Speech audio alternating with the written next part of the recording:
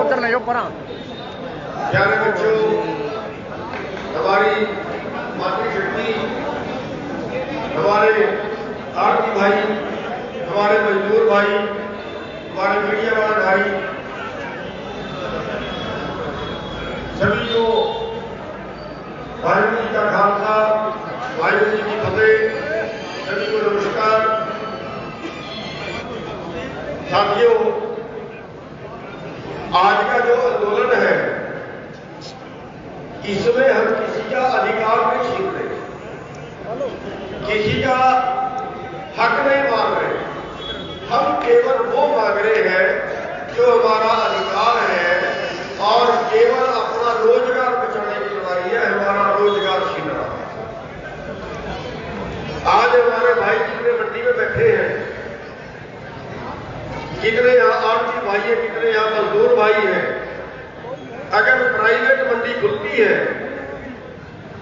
जैसे सरकारी अस्पताल को प्राइवेट अस्पताल खा गए, जैसे सरकारी स्कूल को प्राइवेट स्कूल खा गए, जैसे सरकारी टेलीफोन कंपनी को प्राइवेट टेलीफोन कंपनी खा गई, ऐसे ही सरकारी मंडी को प्राइवेट मंडियां खा जाए।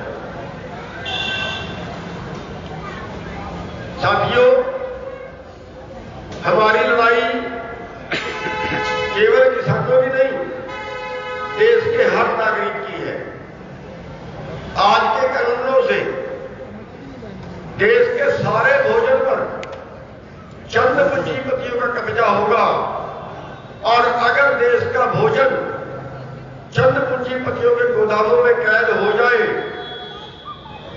तो भोजन के बिना तो एक दिन भी नहीं जिया जा सकता, और सारे देश को कभी भी भूखा मार देंगे पूंजीपति लोग।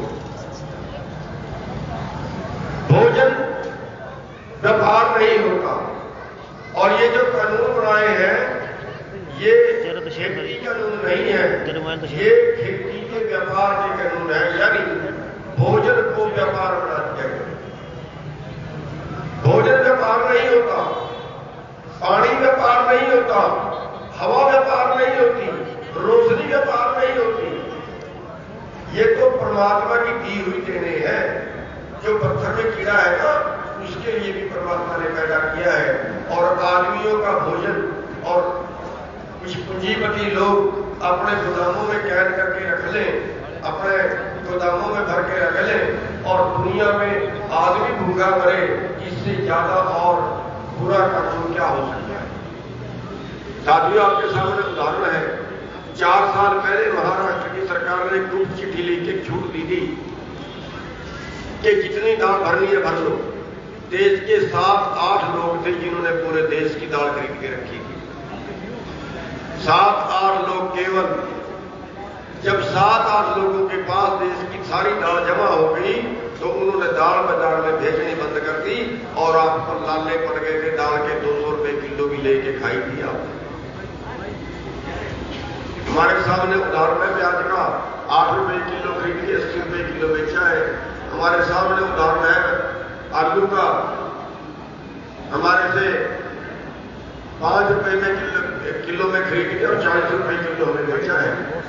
हम उपभोक्ता भी है, और उपभोक्ता को हर नागरिक है, चाहे कोई जाति है, कोई धर्म है, सबका पेट है, सबको पेट भरना पड़ता है। इसलिए ये आंदोलन केवल किसानों का नहीं है, ये देश के हर नागरिक का, चाहे उसमें दुकान वाले हैं, उसमें मजदूर है, उसमें कुछ भी है, सबका है।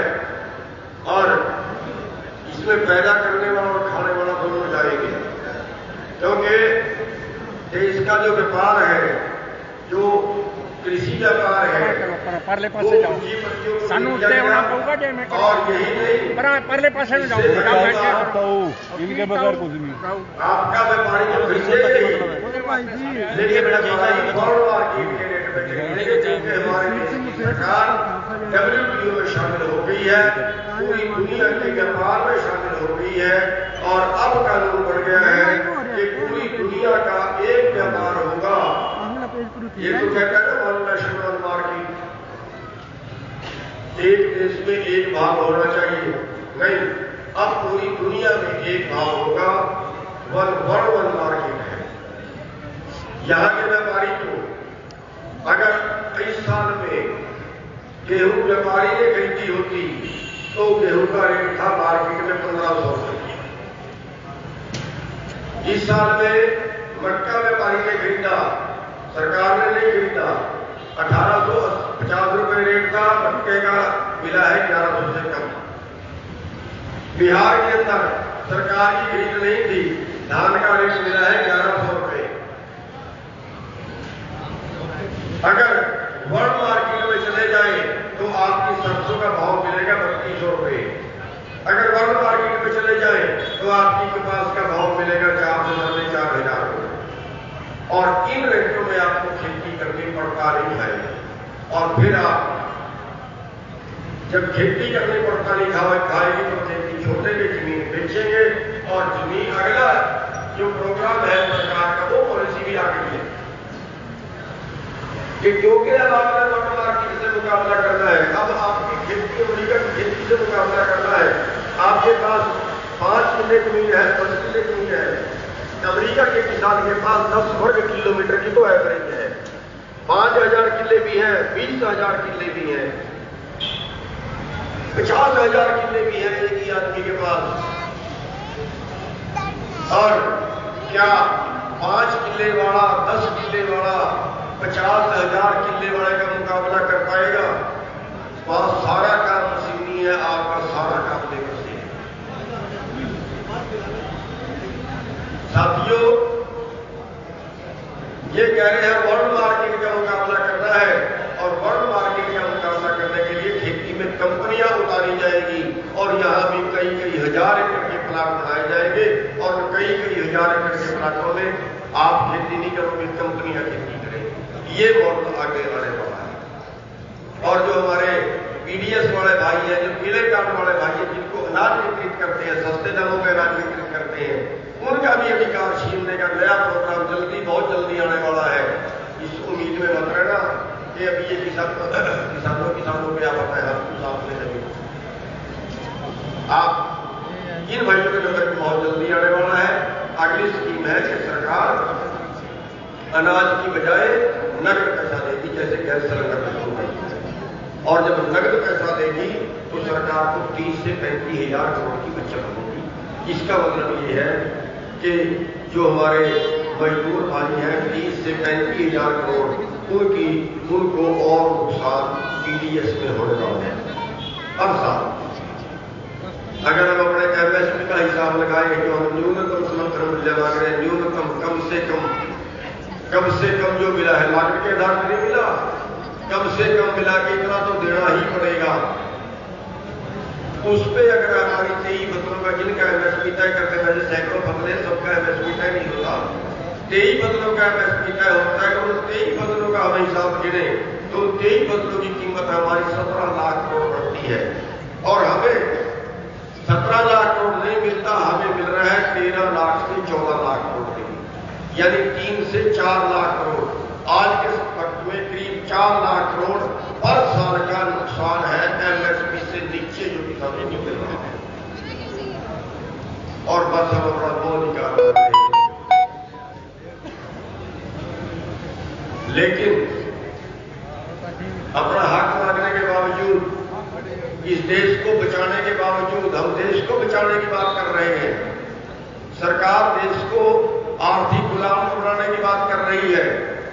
सरकार जो कानून बना रही है, चंद लोगों की मुट्ठी में होगी हमारे देश की जान।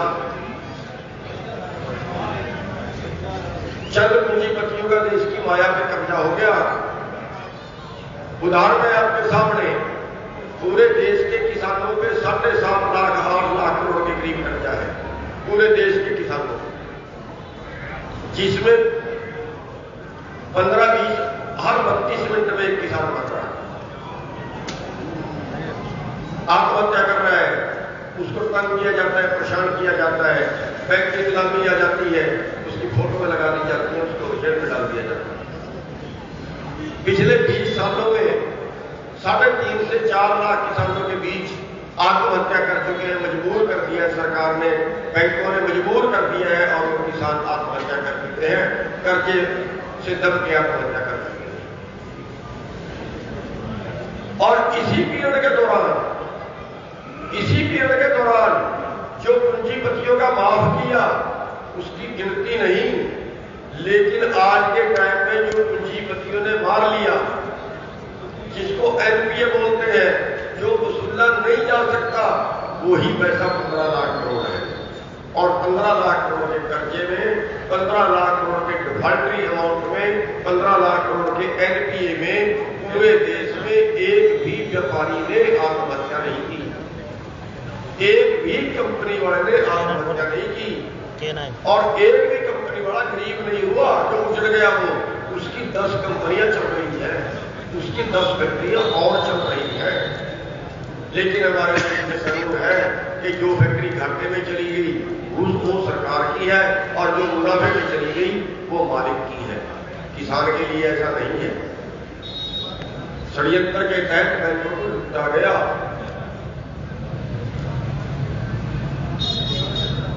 जब हम बात करते हैं ना किसान को देने की, तो सरकार कहती है पैसा नहीं है। अभी सरकार कहती है एमएसपी दे रहे हैं, एमएसपी देंगे, लेकिन सवाल है कि एमएसपी तय करना और चीज है, एमएसपी पर खरीदना और चीज है। हमने अमित शाह जी से सवाल किया था, अमित शाह जी आप मीडिया में बोलते हो हम एमएसपी दे रहे हैं। आज मोदी जी ने संसद में बोला एमएसपी था, एमएसपी है, एमएसपी रहेगा। एमएसपी तो रहेगा, लेकिन एमएसपी पर खरीदेंगे नहीं। हमने अमित शाह जी से सवाल किया कि क्या आप एमएसपी पे खरीदने की गारंटी दे रहे हो? जो मौजूदा एमएसपी है लागत के आधार पे नहीं है, लेकिन जो है क्या उस पे आप खरीदने की गारंटी दे रहे हो? कह रहे जी नहीं दे सकते, नहीं दे सकते। क्यों? क्योंकि ये 3 से 4 लाख करोड़ रुपए के बीच जो सरकार को और किसानों को देना पड़ेगा, जो हर साल हमारा मार लेते हैं, वो सरकार हमें कहना चाहती है कि वो दे दे तो हम डरने का बन जाए। हमारा फसल लूटी गई, हमारी मजदूरी लूटी गई। आपके जो बच्चे पढ़ लिख लिए, वो मजदूरी करने के लिए जाते हैं किसी फैक्ट्री में, वो मजदूरी करने के लिए जाते हैं किसी कंपनी में। आज का रेट है 6,000-7,000 रुपए महीना, 11 घंटे का, 8 घंटे नहीं, मजदूरी के कानून भी बदल दिए गए। 11 घंटे का और 8 घंटे काम करने का जो न्यूनतम रेट है अनस्किल्ड का, वो भी करीब 9,500 रुपए है। उनको 9,500 अगर मिल जाए 6 घंटे 8 घंटे काम करने के लिए, तो 11 घंटे के 14-15 हजार बनते हैं। तो अगर वो 14